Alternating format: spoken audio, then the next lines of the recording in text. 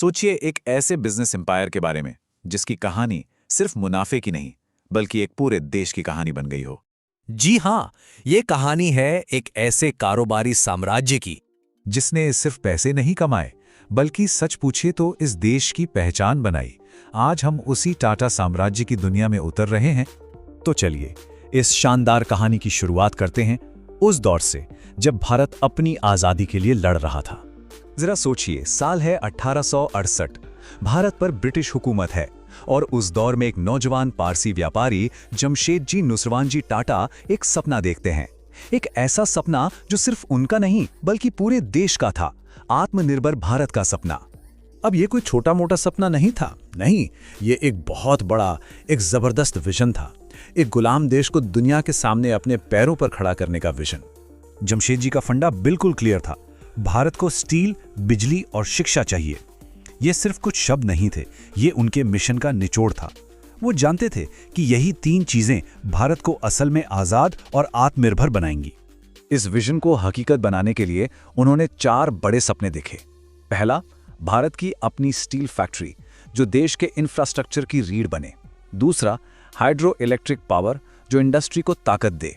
तीसरा, एक world class education institute जो आने वाली पीढ़ियों को तैयार करे। और चौथा, एक लग्जरी होटल। अब सवाल उठता है, होटल क्यों? उसकी कहानी तो और भी मजेदार है। तो ये सिर्फ बिजनेस गोल्स नहीं थे, बिल्कुल नहीं। ये मॉडर्न इंडिया के 4 मजबूत पिलर थे। चलिए देखते हैं कि कैसे ये सपने हकीकत में बदले। सबसे पहले बात करते हैं टाटा स्टील की। साल था 1907, जगह थी जमशेदपुर। ये सिर्फ एक फैक्ट्री नहीं थी, ये एशिया का पहला इंटीग्रेटेड स्टील प्लांट था। इस बात का सबूत कि भारत भी दुनिया के साथ कदम से कदम मिलाकर चल सकता है। और आज टाटा स्टील दुनिया की सबसे बड़ी स्टील कंपनियों में से एक है। स्टील के बाद अगला नंबर था बिजली का। 1911 में टाटा पावर की शुरुआत हुई ताकि भारत की ऊर्जा की जरूरतें देश के अंदर ही पूरी हो सकें। और आज वही कंपनी सोलर, विंड और ईवी चार्जिंग जैसे फ्यूचर एनर्जी सेक्टर में देश को लीड कर रही है।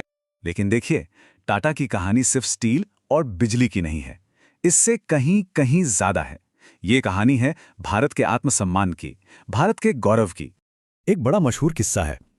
जमशेदजी टाटा को एक शानदार ब्रिटिश होटल में जाने से रोक दिया गया। क्यों? क्योंकि वो होटल सिर्फ अंग्रेजों के लिए था।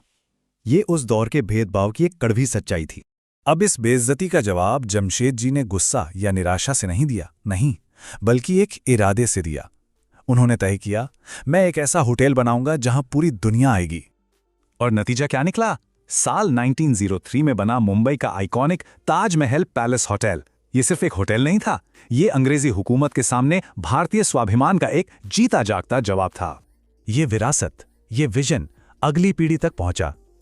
साल 1932 में जे.आर.डी. टाटा ने भारत की पहली एयरलाइन टाटा एयरलाइन शुरू की, जिसने भारत को आसमान में उड़ने के पंख दिए। और यही एयरलाइन आगे चल के हमारी नेशनल करियर एयर इंडिया बनी। पर वो क्या चीज है जो टाटा ग्रुप को सबसे अलग बनाती है? वो है उनकी सोच कि पैसा कमाना कभी पहला मकसद था ही नहीं। जमशेदजी का एक सीधा साधा यकीन था कि किसी भी देश की तरक्की उसकी शिक्षा से होती है। और यही सोच उनके हर काम की नींव बनी। और इसी सोच से जन्म हुआ भारत के सबसे बेहतरीन संस्थानों में से एक इंडियन इंस्टीट्यूट ऑफ साइंस यानी ISIC का। और ये विरासत आज भी टाटा ट्रस्ट्स के जरिए लगातार देश की सेवा कर रही है। जरा इस आंकड़े को देखिए, 60% से भी ज्यादा। आज भी टाटा ट्रस्ट्स अपनी कमाई का इतना बड़ा हिस्सा वापस समाज को लौटा देता है, शिक्षा में, स्वास्थ्य में और विकास के कामों में। तो ये थी कहानी उस बुनियाद की जिस पर सिर्फ एक कंपनी के नहीं बल्कि एक नए भारत की उम्मीदें खड़ी हुई। ये था टाटा साम्राज्य का जन्म, एक ऐसा विजन जो सिर्फ बिजनेस तक ही सीमित नहीं था, बल्कि एक ऐसा विजन जिसने भारत की किस्मत लिखने में अपनी एक खास भूमिका निभाई। लेकिन सवाल ये है कि क्या असली क्रांति आनी अभी बाकी है? अगले हिस्से में हम जानेंगे रतन टाटा के दौर, दुनिया भर में टाटा की जीत और आज के मॉडर्न टाटा एम्पायर के बारे में। तो हुआ ये कि जब 1991 में उन्होंने चेयरमैन का पद संभाला तो माहौल आप जानते हैं भरोसे का बिल्कुल नहीं था बल्कि शक का था। हर तरफ बस यही एक आवाज गूंज रही थी कि शायद वो इतनी बड़ी विरासत को संभाल ही नहीं पाएंगे। लेकिन किस्मत को तो कुछ और ही मंजूर था। जो होने वाला था उसने न सिर्फ उन सारी आवाज़ों को गलत साबित किया, बल्कि टाटा ग्रुप के लिए एक पूरा नया इतिहास ही रच दिया। तो चलिए इस दिलचस्प सफ़र को एकदम शुरू से देखते हैं। तो चलिए सीधे उसी दौर में चलते हैं। साल था 1991। देश एक बहुत बड़े आर्थिक संकट से जूझ रहा था और ठीक इसी मुश्किल वक्त में उन सभी शकों के बीच रतन टाटा को टाटा ग्रुप की कमान सौंपी गई। अब किसी भी लीडर के लिए ये एक आसान शुरुआत तो बिल्कुल भी नहीं कही जा सकती थी। अब देखिए, इतने मुश्किल माहौल में ग्रुप को संभालने के लिए एक बहुत मजबूत इंजन की जरूरत थी और इस नए दौर में टाटा ग्रुप की ग्लोबल पहचान बनाने का सबसे बड़ा जरिया बनी टाटा कंसल्टेंसी सर्विसेज। जी हां, टीसीएस। टीसीएस ने तो कमाल ही कर दिया। देखते ही देखते ये भारत की सबसे बड़ी आईटी कंपनी बन गई। पर इसकी अहमियत वो सिर्फ आईटी तक सीमित नहीं थी, बिल्कुल नहीं। इसने न सिर्फ टाटा को दुनिया भर में एक नई पहचान दिलाई, बल्कि ये एक ऐसा फाइनेंशियल इंजन बन गई जिसने ग्रुप के भविष्य के बड़े और जोखिम भरे फैसलों के लिए एक मजबूत जमीन तैयार की। और टीसीएस से मिली इसी मजबूत बुनियाद पर रतन टाटा ने कुछ ऐसे साहसिक फैसले लिए जिनमें जोखिम तो हाँ बहुत था, लेकिन भविष्य की एक साफ तस्वीर भी छिपी हुई थी। उनका एक बहुत बड़ा सपना था कि हर भारतीय परिवार के पास अपनी एक कार हो। और जानते हैं, इसी सपने से जन्मी टाटा नैनो। हाँ, ये बात सही है कि नैनो कमर्शियली उतनी सफल नहीं हुई, लेकिन एक आम इंसान को कार देने की वो सोच वो आज भी याद की जाती है। अब बात करते हैं साल 2008 की। पूरी दुनिया आर्थिक मंदी की चपेट में थी। बड़ी बड़ी कंपनियां डर कर पीछे हट रही थीं, कोई पैसा नहीं लगा रहा था।